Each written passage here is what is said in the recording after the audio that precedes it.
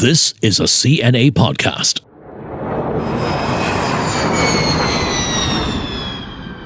The sweet sound of freedom. After being grounded since the pandemic began, Chinese nationals can finally start planning their overseas trips, while foreigners can look forward to an easier time entering the country. Reuniting after nearly 3 years, these are passengers from the first international flight that arrived in China's Shenzhen airport earlier this morning, as China reopened its borders and ended its COVID isolation, joining the rest of the world in living with the coronavirus. Hello and welcome to CNA Correspondent. I'm your host, Teresa Tang. On today's edition, we speak to two people who lived through and reported on China's strict zero-COVID policy. Olivia, Siong, and Minmin join me to discuss Beijing's handling of the reopening and its impact on the world as Chinese travel is set to take off. Hi, Olivia, Minmin, welcome. Hi, Teresa. Hello. You know, I'm sure at one point it felt like this day would never come. The day you could go in and out of China with ease, without the need for weeks-long quarantines. And I remember watching both of your reports during the height of COVID thinking, wow, our jobs as journalists can be tough, but in China, that is just a whole new level. Olivia, let's start with you. What was it like navigating the workday and daily life when there were so many restrictions? So how long do we have for this podcast? Well, how do we really sum up these 3 years of living in China? And if we were to talk about navigating daily life here, I think we could sum it up by saying that it's been about really adapting to the different stages and forms in which zero COVID has taken on in these last 3 years. And I was just thinking about it to the start of all this 3 years ago. I remember reporting on the start of this pandemic when we were hearing about this mysterious virus, which no one knew about. It hadn't even been named COVID-19 yet. And that shock and anxiety when Wuhan went into that unprecedented lockdown, which truly was unthinkable and unseen ever before at the time. And that really set the stage for China's zero COVID policy. And then here in Beijing, I remember those eerily quiet streets and that fear and nervousness as people chose to stay indoors. And as the virus then spread to the rest of the world and China shut its borders, many have been supportive of the zero COVID policy. But then I think there was a bit of a shift in 2022 when Omicron hit. And it became evidently too hard to contain with that same zero COVID strategy, given that it was more contagious. Even as the rest of the world chose to open up, the WHO said that China's zero COVID policy was unsustainable, but China pressed on. It doubled down, in fact, imposed more restrictions, which affected more of the population. I remember stocking up on some food, but it being very difficult to get any groceries delivered. The supermarket shelves were just wiped out, and the malls and shops around my neighborhood were all closed. There was no dining in. The subway was shut. There was no public transport. You couldn't even get a cab. I remember cycling or taking a run around just to get some fresh air on a number of days because we had been working from home, and it was just so empty and so quiet. And I think the biggest challenge from then has been about dealing with this unpredictability and uncertainty that policy and restrictions could change on short notice. If you're talking about PCR tests, you can't count the number of PCR tests that we had to do. There was this mass testing every day at one point. We quite often, for big events to cover them, we had to check into media quarantine hotels ahead of time. News conferences were held by video link. I did share a bit of this tinge of sadness with some other members of the Chinese public when we couldn't access or watch events like the Winter Olympics freely as spectators last year. So much of this job is about experiencing and seeing things for ourselves. And I felt a bit sad that we couldn't be a part of that as freely as we wanted to be. Our team would make sure that we would always have our camera equipment, editing equipment with us. We would shuttle it back and forth from the office because you just never knew whether the office building would come under lockdown if a confirmed or suspected case had been found. We did our live crosses from home at one point. And on the personal front, I think as with many other foreigners living here in China during these few years, getting home to Singapore has been a challenge. Because of the lengthy quarantine and the lack of flights into Beijing. It sounds so arduous, just getting to the most basic places. What about you, Minmin? What was it like in Shanghai? Well, I think for Shanghai last year, one of the most significant moments was the 2 months lockdown where we had shortage of food. A lot of people are wondering, that's good because then you'd be very free. You're just reporting from home. You can't go out. And then other people would be wondering when I'm reporting on TV, they're like, how can you know the truth when you're at home? You're not even going out to verify these things. And actually, the fact is that this period, this 2 months when I'm stuck at home, turned out to be one of the busiest periods in the entire year because we asked for permission from the foreign ministry to go out to report, but they said no. But at this time, there were so many unbelievable stories that came out on social media. People just talking about not just not being able to get food, but people are dying, not from COVID, but from delayed treatment because they couldn't get to the hospital because there wasn't any public transport. They literally couldn't find a way to get there. And they couldn't leave their house because they didn't get an exit permit in time, or they didn't have the PCR test to enter hospitals and were denied treatment. And then there were like elderly people who were mistakenly sent to the funeral parlor when they were still alive. And there were deaths in nursing homes that went unreported. There were just all these things that just really surreal and unbelievable sometimes. And the moment they pop up on social media, they would be scrubbed within hours by the authorities. So I was really busy just trying to screenshot everything and save these videos and take down who actually posted them. And I would try to track them down later on to hopefully find at least several eyewitnesses or people around the area who could verify and corroborate these stories. So it was really busy as I was also navigating my own situation with food shortage and the lockdown as well. And Olivia, you mentioned traveling domestically earlier. That was a challenge too, given I remember you telling us about notifications that you get on your phone that would pretty much render you hostage wherever you were. Yeah, so I think that also had to do with living in Beijing, which posed its own challenges, particularly as the capital, especially last year, which was a politically sensitive year with a big twice-a-decade Communist Party Congress. So Beijing had, in the whole country, some of the strictest COVID policies. So for example, to cover some of the big events here, it required us to have not left Beijing in the last 21 days at one point. And then another big thing were these health code apps on our phones, which were a key part of China's zero COVID policy. Each province had their own. Shanghai had its own. Beijing had its own. And we had to scan our phones to check into places. And this data collected would determine whether or not we had been to any so-called risky places. And if the code was green, it was normal and you were in good health. You had no risk and you could move about freely. But if not, at one point, Beijing imposed rules which would trigger a dreaded pop-up window, which meant that the big data found you were at risk of possibly being infected. And you wouldn't be able to, if you have this abnormal health code, visit any public spaces. And it really caused a lot of inconveniences for many people. There were a few reasons why you would receive this pop-up. I received quite a few of those. And one of them, known as pop-up notification number 1, said, and I still have the screenshot here, it says, you have a travel history to a county where one or more local COVID-19 cases have been confirmed within the past 7 days. Beijing's COVID containment policy requires you to postpone your trip to Beijing. And if you are in Beijing, please report yourself to the neighborhood committee and follow the required containment policy. When I checked, it had locked my flight and train booking app.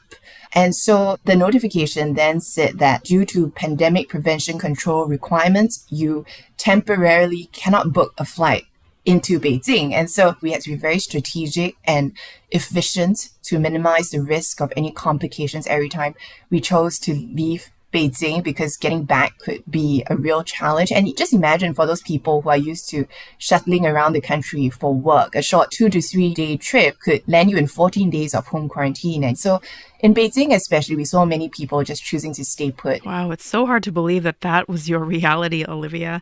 While many people are definitely looking forward to China's reopening, some are watching the country's move with a mixture of dread and trepidation. Minmin, are we expecting to see a flood of Chinese travelers around the world anytime soon?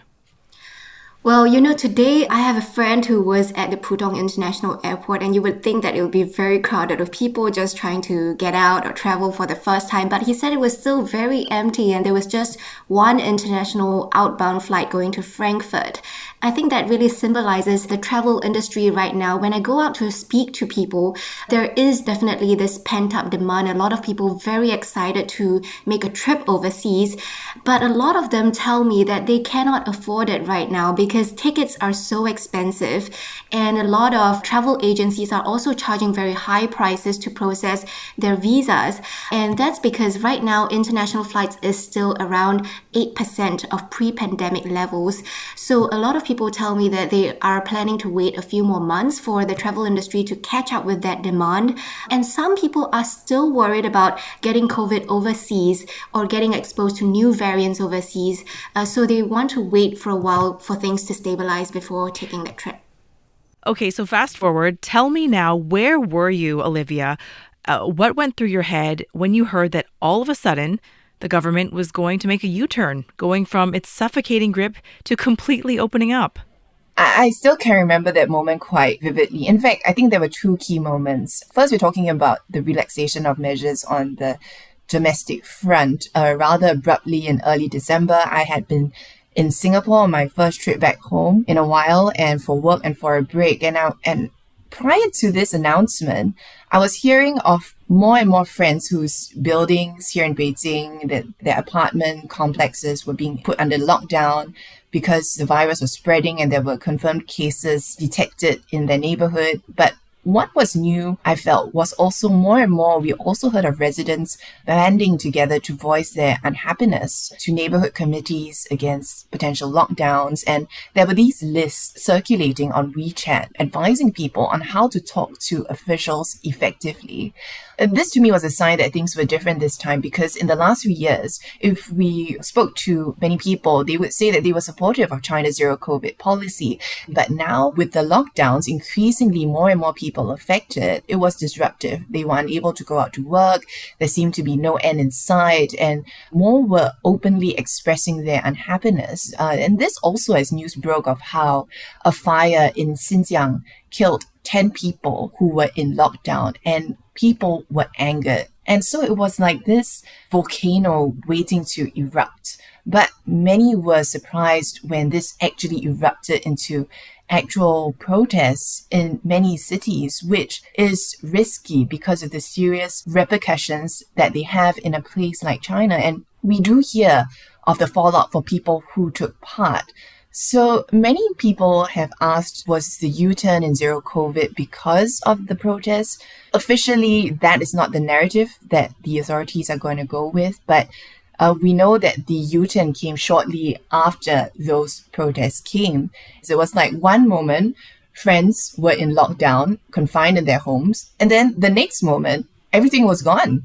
Testing booths that had been littered the city were all dismantled. I was ironically serving the last night of my 8 days of quarantine in a hotel in Chongqing after returning from Singapore when this news broke. That was late on December 26th. I remember it was after 11 p.m. And then I had to quickly get ready to go live to talk about it at midnight. It was big news, and there had been rumors that China would eventually scrap these quarantine requirements, but it was also a lot sooner than many people had expected. As I left the quarantine hotel that day, the next day in fact, it was surreal. This very sterile environment, the smell of disinfectant and sanitizer in the lift and the corridors. And as I was leaving, I was thinking to myself, wow, this really felt like the end of another chapter, and hopefully the last quarantine that I and everyone here will have to experience in a very, very long while. Olivia used the word baffling, Minmin. What word would you describe when you think back to the moment you realized, hey, things were really changing?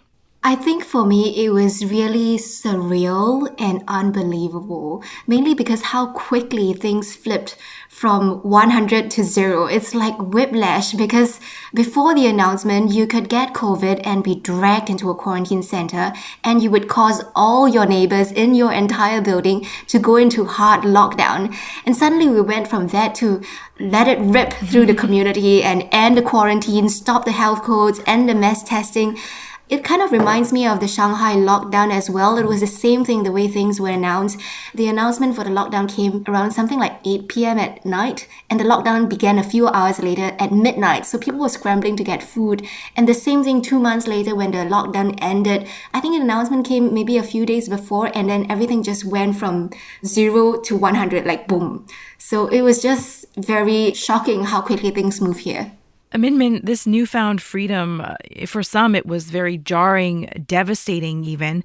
And I'm talking about those who fell sick as soon as the government let the virus proliferate.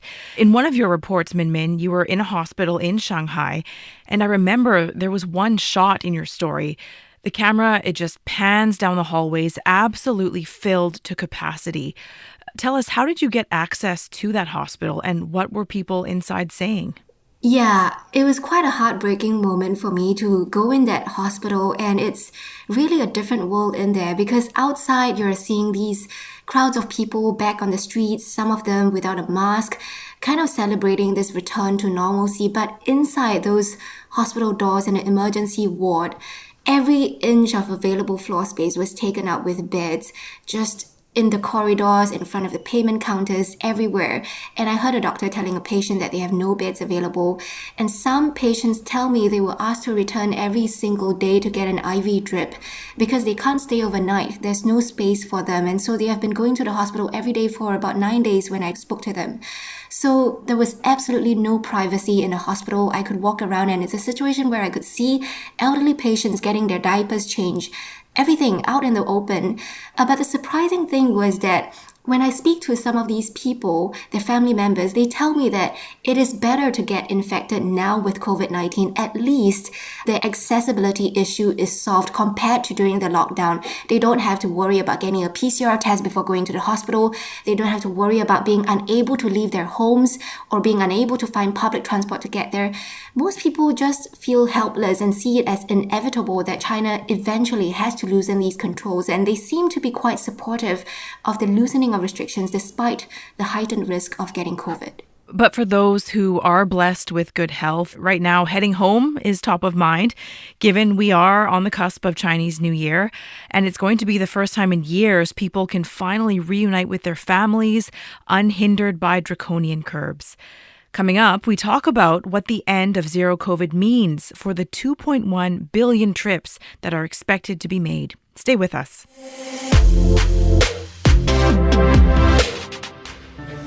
Hi, my name is Julie Yu, and I'm the host of the Climate Conversations. Each week, I speak to guests who give us tips on how we can protect the Earth. Every once in a while, we also have interesting stories, like how Singapore's first Tesla owner prompted billionaire Elon Musk to reach out to Prime Minister Lee Hsien Loong, or a chef who makes the juiciest burgers from only plant-based ingredients. For more stories like these, look for the Climate Conversations on our CNA and Me Listen apps or wherever you get your podcasts.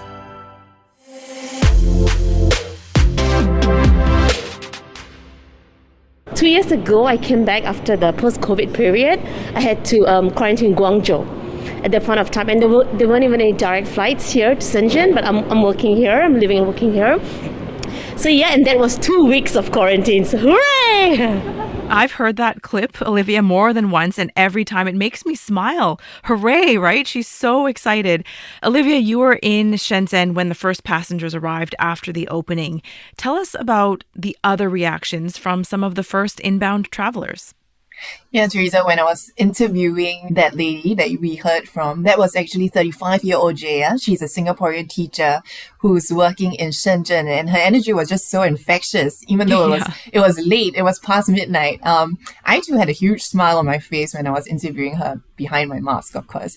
I think the significance of the day dawned on me. I remember standing at the international arrival hall at the Shenzhen airport, waiting for the passengers of the flight to stream out. And it hit me that these scenes of these people eagerly awaiting the arrival of their loved ones, ready to, give them a big hug straight off the plane, some holding flowers and welcome signs, some with young children and even a dog I saw in a bag. There was also a husband I spoke to who was waiting for his wife to arrive. They had just got married early last year and they haven't seen each other for more than half a year. And since then, they discovered they were expecting a baby. So it was really heartwarming. We're also talking about the partial reopening of borders between Hong Kong and the mainland. And I was at one of the reopened border checkpoints in Shenzhen, and there was a mom with her 2 young children heading to Hong Kong, and she couldn't help but get emotional and tear as she talked about her excitement in being able to be reunited with her husband and eldest daughter who live in Hong Kong. I have to say, the airport arrival hall is one of my favorite places in the world, just seeing people seeing their loved ones again. But not everyone is so excited about traveling, right? I know for me, I was really hesitant to hop on a plane so quickly. Yeah, that's right. Even though the World Tourism Organization estimates that the reopening could bring more than $200 billion back to international tourism, it may take some time. Possibly, according to some industry players we've spoken to, things could possibly only get back to business as usual in the middle of this year.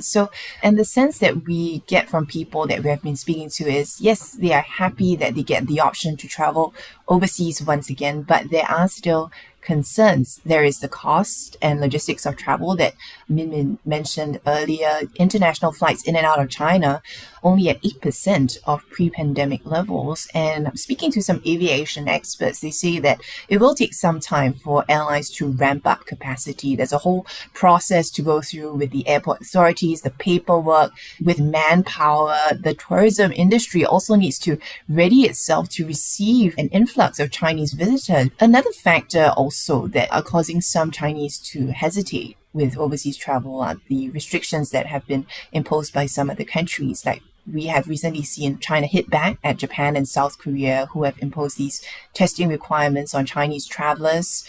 China stopping the issuance of short-term visas and suspending its transit-free policy. There's also concern that among the Chinese that this may bring some inconveniences if they were to head to these countries. So they say that they may want to wait.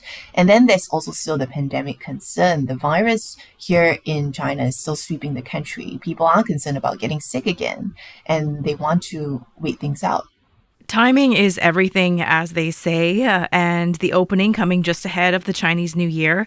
The Vice Minister of Transport saying that this is the most challenging situation for China in recent years. And estimates are that the total number of passenger trips will hit about 2.1 billion. Minmin, tell us, what are officials doing to ensure that infections are under control while people travel during this time? Well, we know that this travel peak is going to coincide with a peak in infection rates, and the Ministry of Transport has said that this could lead to an increase in demand for freight transportation to carry necessities like food and medical supplies, and there could be a logistics crunch coming from widespread infection among the frontline transportation workers, and this is going to hit the rural areas hard because they have weaker distribution capabilities and also less advanced medical infrastructure over there. So the Ministry of Transport said that they are doing everything they can to prepare for the Spring Festival travel rush, ensuring the health of employees, proper ventilation in the trains, and maintenance of these transportation networks. But still, they said that this is going to be the most challenging and uncertain times for China in recent years. 2.1 billion trips. That is just incredible. Before we go, I want your final thoughts on living through such an extraordinary time in China. For both of you, how do you think zero COVID and its fallout have changed people's perspective of President Xi? Olivia? I think there are two big questions here. One, how will the people judge the handling of this exit from zero COVID, this abrupt U-turn? In the last few years, it's been so rare to hear of anyone getting COVID until we started to approach the end of this zero COVID policy. But this time round, we were very quickly getting messages of people saying that, oh yeah, I'm down, I've tested positive. The joke is that now you don't ask people, 你吃了吗? Or have you eaten? Opening question now is, 你阳过了吗? Or have you tested positive already? But jokes aside, people I've been speaking to just casually, not just in Beijing, but in Chongqing and in Shenzhen, they talk about knowing those who have died by sticking to a zero COVID policy for this long. One might argue that while people are unhappy with the stress that has been put on the healthcare system and what this means for their lives, there's a sense also of relief that people now see an exit from the pandemic and they want to get on with life, which has really not been easy in the last 3 years. And that leads to the second question. What's the longer term impact of this zero COVID era? Don't forget that there are many other challenges that China and President Xi had been dealing with prior to this pandemic. Currently, we're also talking about, for example, a struggling real estate sector. Unemployment is still a big and growing concern. According to economists I've been speaking to, the global economic outlook does not look good. How is China going to handle that? And how is President Xi and his leadership team going to deal with this? And that's all set to play out now in this next post-zero COVID chapter of China's story as it has chosen to now live with the virus. Minmin? First of all, it shows that in some ways the government is actually responsive to change. The U-turn in the policy shows that President Xi is able and willing to walk back old policies that no longer make sense. But some locals may also walk away thinking that, you know what, those protests worked, we got our voices heard, and the government is adjusting its policy accordingly. But also those protests are unprecedented, and it does in some ways break up that facade of President Xi's unchallenged authority, especially so soon after he had just confirmed an unprecedented third term in office at the 20th Party Congress in October. Currently, the high unofficial death toll from the current wave of infection is also not reflecting very well on this administration. The WHO is accusing China of underrepresenting the severity of this outbreak because China doesn't include people dying from other underlying diseases in its COVID death toll. And it does look as if the government rushed into a very ill-prepared strategy without doing enough to boost its healthcare capacity and vaccination rates among the elderly in the last 3 years before hurriedly opening up in the winter when the virus is known to spread more quickly instead of waiting a few more months to open up in the spring. Clearly, one chapter has closed for China, but a very new one is emerging as well. Olivia, Minmin, so happy to speak to you both, and I'm really glad that you can finally return to some normalcy. So glad to speak to you, Teresa. Good to speak to you, and it's now adjusting to a whole new different China. The TV version of CNA Correspondent airs on CNA every Wednesday at 9:30 p.m. Follow this podcast version that takes you behind the scenes with our correspondents so you'll know when a new episode is out. The team behind this episode is Jacqueline Chan, Clara Ong, Crispina Robert, and me, Teresa Tang.